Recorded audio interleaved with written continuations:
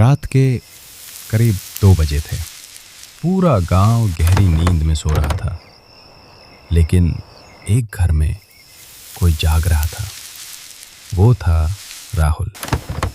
पुराना पुश्तैनी घर, दीवारों में दरारें और हर कोने से आती अजीब सी आवाज़ें। लेकिन जो होने वाला था वो सिर्फ आवाज़ नहीं थी।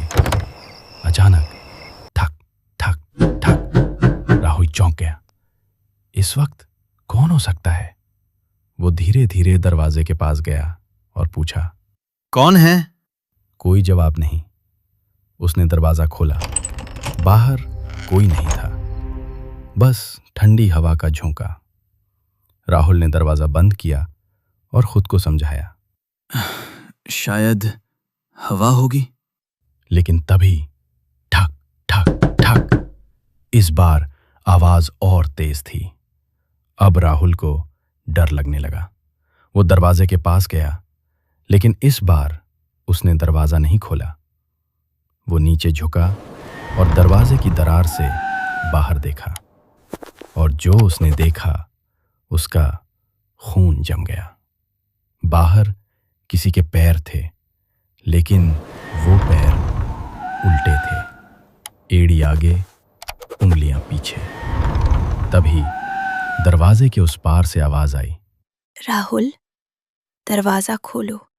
वो आवाज उसकी माँ जैसी थी, लेकिन उसकी माँ तो घर पर थी ही नहीं। बेटा, मैं हूं, दरवाजा खोलो।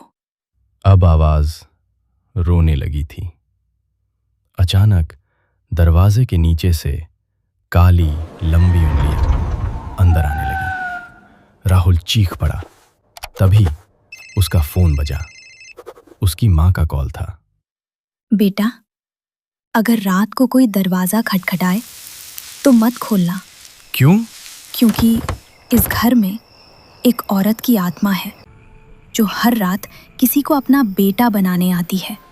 राहुल ने धीरे धीरे दरवाजे की तरफ देखा। अब दरवाजे के नीचे से खून बह रहा था।